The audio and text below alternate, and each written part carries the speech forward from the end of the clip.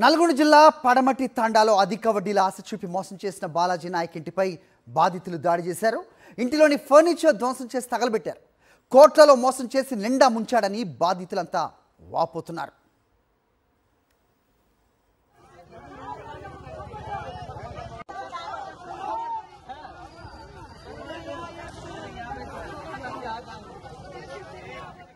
ఈ అంశంపై అప్డేట్స్ మా కరెస్పాండెంట్ అశోక్ అడిగి తెలుసుకుందాం. అశోక్, ఏం జరుగుతోంది అక్కడ? హరి, ఆర్బీఐ నిబంధనలు పాటించకుండా ఏజెంట్ల వ్యవస్థను ఏర్పాటు చేసుకుని భారీ సంఖ్యలో డబ్బులు వసూలు చేస్తున్నటువంటి వ్యవహారం నల్గొండ జిల్లా పెద్ద ఆడిచెర్లపల్లిలో గత 6 నెలల నుంచి కూడా జరుగుతున్నప్పుడు కూడా ప్రధాన నిందితుడిని అరెస్ట్ చేసి ఆ తర్వాత విచారణ పేరుతోటి 3 రోజుల పాటు విచారణ పేరుతోటి విచారణ చేసి వదిలేసినటువంటి క్రమంలోనే అప్పటి నుంచి కూడా తాము పెట్టుబడి పెట్టినటువంటి డబ్బులు అసలు ఇవ్వకపోవడంతో పాటు వడ్డీ కూడా రాకపోవడంతో బాధితులు తీవ్ర స్థాయిలో ఆగ్రహం వ్యక్తం చేస్తున్నటువంటి పరిస్థితి కనిపిస్తుంది. ఈ రోజు బాధితుని ఇంటి మీద దాడి చేయడంతో పాటు ఇంటిపై ఫర్నిచర్ ను కూడా బయటకు తీసుకొచ్చి ధ్వంసం చేసి బయటకు తీసుకొచ్చి తగలబెట్టినటువంటి పరిస్థితి కనిపిస్తుంది. ప్రధానంగా చూసుకున్నట్లయితే బాలాజీ నాయక్ గత 4 ఏళ్ల నుంచి కూడా అధిక వడ్డీ ఇస్తామని చెప్పేసి పెద్ద ఆడిచెర్లపల్లితో పాటు దేవరకొండ నియోజకవర్గం పాటు నల్గొండ నియోజకవర్గంలోని పలు మండలాల్లో కూడా ఏజెంట్ల వ్యవస్థను ఏర్పాటు చేసుకొని 1 లక్ష నుంచి దాదాపు 3 కోట్లు 4 కోట్ల వరకు కూడా పెట్టుబడి పెట్టించి వారికి 10 నుంచి 15%, 20% కమిషన్ ఇస్తానని చెప్పేసి నమ్మించి దాదాపు 1000 కోట్ల రూపాయల వరకు కూడా వసూలు చేసినట్టు తెలుస్తుంది.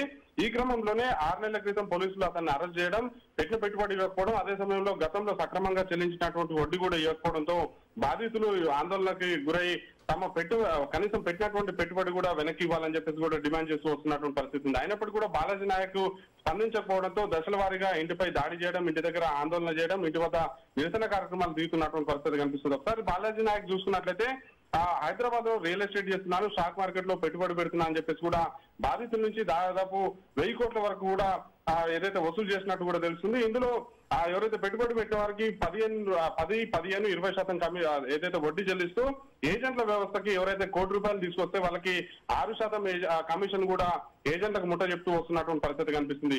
ప్రస్తుతం అయితే బాలాజీ నాయక్ ఎక్కడ ఉన్నారనేది ఆచూకీ లేదు. పోలీసులు కూడా అతన్ని అరెస్ట్ చేసి తాము పెట్టినటువంటి పెట్టుబడిని కూడా రికవరీ చేసి ఇవ్వాలని చెప్పేసి కూడా బాధితులు డిమాండ్ చేస్తూ వస్తున్నటువంటి పరిస్థితి ఉంది. బాలాజీ నాయక్ యొక్క బాధితుల్లో ప్రభుత్వ ఉద్యోగులు, ఉన్నత స్థాయి అధికారులు కూడా ఉన్నట్టు తెలుస్తుంది. దేవరకొండ నియోజకవర్గంతో పాటు మిర్యాల కూడా సాగర్ నియోజకవర్గాల్లో ప్రభుత్వ ఉద్యోగులు కూడా పెట్టుబడి పెట్టి దాదాపు 15 నుంచి 20% వడ్డీ పొందినట్టు తెలుస్తుంది. ప్రస్తుతం అయితే వాళ్ళు బయటికి అయితే రావట్లేదు, బయటకు వస్తే పరుగు పోతుంది. అదే సమయంలో ఏసీబీతో పాటు ఆదాయానికి మించి ఆస్తులు కూడబెట్టారని చెప్పేసి ఏసీబీ కూడా దాడి చేసేటువంటి అవకాశం ఉన్నటువంటి నేపథ్యంలో వాళ్ళైతే బయటకు రానటువంటి పరిస్థితి కనిపిస్తుంది. ప్రస్తుతం అయితే ఆందోళన చేస్తున్నటువంటి అందరూ కూడా సామాన్య బాధితులే అయినటువంటి పరిస్థితి కనిపిస్తుంది. బాలాజీ నాయక్ ఇప్పటికైనా బాలాజీ నాయక్ ని అరెస్ట్ చేసి పెట్టినటువంటి పెట్టుబడి రికవరీ చేసి ఇవ్వకపోతే మాత్రం ఆందోళన ఉధృతం చేస్తామని చెప్పేసి కూడా బాధితులు అయితే హెచ్చరిస్తున్నారు. రైట్ అశోక్.